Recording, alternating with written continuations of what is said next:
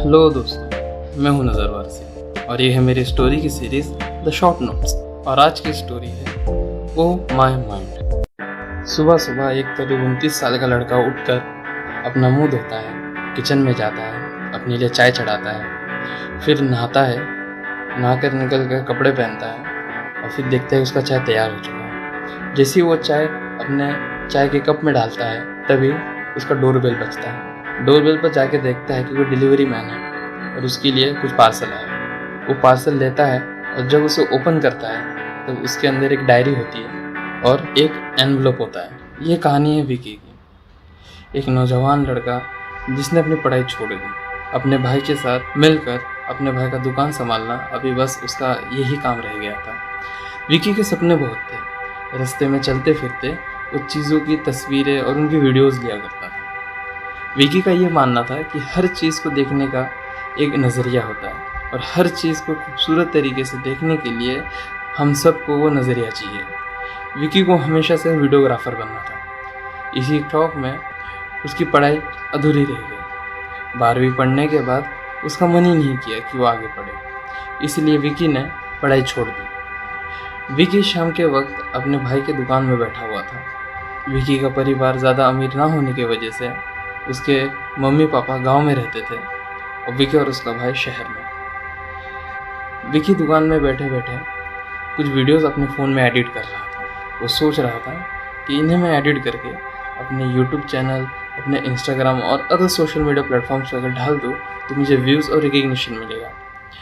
विकी का ध्यान इसी में उलझा हुआ था कि उसका भाई धीरज दुकान पर आता है और उसके सर पे मस्ती से हाथ फेरता है। विकी के बाल बिखराते हुए वो अंदर आता है और उससे पूछता है, और विकी कैसा है? विकी सिर्फ अपने भाई की तरफ एक झलक देखता है और अपने सर को हाँ में हिलाता है। कुछ देर बाद दुकान में कुछ ग्राहक आते हैं। ग्राहक 1 से 2 हो जाते हैं, 2 से 3, 3 से 4। धीरज धीरे धीरे उलझता जा रहा था कि कौन से ग्राहक को, कौन से कस्टमर को क्या देना है। धीरज देखता है कि विकी का दुकान पर ज़रा भी ध्यान नहीं है। वो अपने फ़ोन में घुसा पड़ा हुआ है और ग्राहकों की बढ़ती संख्या की वजह से धीरज और उलझता जा रहा था। इसलिए धीरज विकी को आवाज़ देता है, विकी।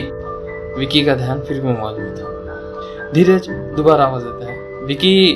विकी का ध्यान फिर भी मोबाइल में था। धीरज ये देखकर गुस्सा हो जाता है और विकी के चेयर को जोर से हिला के उसे फिर से बुलाता है। विकी थोड़ा चिढ़ जाता है, उसे ये चीज़ अच्छी नहीं लगती है, पर वो उठ के अपने भाई का हाथ बटाना शुरू कर देता है। रात के 10:30 बजे धीरज दुकान बंद करते हुए विकी को कहता है, अरे क्या हुआ, इतना मुंह क्यों फुला हुआ तेरा?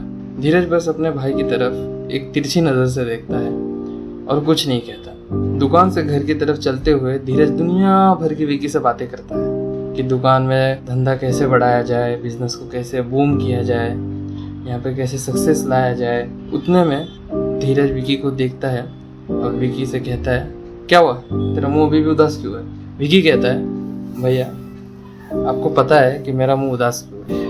आप जो मुझसे करवा रहे हो ये मेरा शौक नहीं है। आपको पता है मुझे क्या पसंद है और मुझे वही करना है। ये सुनकर धीरज कहता है, देख छोटे, सपने होना कोई बुरी बात नहीं। सपने होना हर इंसान में ज़रूरी है, लेकिन उनकी नॉर्मल ज़रूरतों को पूरा करना है ये उन सपनों से भी ज़्यादा ज़रूरी है। हमारे माँ बाप ने हमारे लिए कुछ बड़ा सा साम्राज्य नहीं छोड़ा है जिस पर हम बैठ बैठ के खाए। हमारे पास एक दुकान है, इससे चलाना है, इससे पैसा आता है, इससे हमारा घर चलता है, हम उससे मम्मी पापा को पैसा भेजते हैं, बस यही हमारी लाइफ है। विकी ये सुन के थोड़ा चिढ़ जाता है। उन लोग घर पहुँचते हैं और विकी गुस्से में अपने रूम में जाके सो जाता है। धीरज घर पर आकर पूरे घर को साफ करता है, खाना पकाता है, नहाता है और फिर जब खाना लगाता है तो विकी को आवाज़ देता है, विकी चल छोटे उठ, देख आज तेरी मनपसंद का मैंने खाना बनाया। विकी अपने भाई की तरफ देखता है और उठ के उसके साथ जाता है। जब वो देखता है कि खाने में क्या बना है तो वो बैगन की भाजी रहती है। विकी अपने भाई को देखता है और कहता है, भैया आपको अब तक ये समझ नहीं आया मुझे खाने में क्या पसंद है और आप कहते हैं कि आप मेरे सपनों को समझते हैं। इतना सा कहकर विकी बिना कुछ कहे अपने कमरे में जाकर सो जाता है। सुबह जब वो उठता है तो देखता है कि देर हो चुकी है। वो तुरंत तैयार होता है। जब वो दुकान पर जाता है तो देखता है उसका भाई बड़ा खुश है, कुछ नहीं कह रहा। विकी को तब मन में एक धक्का सा लगता है कि मैं अपने भाई को इतना सता रहा हूँ, इतना परेशान कर रहा हूँ, फिर भी मेरा भाई मेरी इतनी फिक्र करता है। तो दोस्तों ये थी episode 1 of oh my mind from short notes. Episode 2 जल्दी आएगा, उसके लिए बने रहिए। जय हिंद।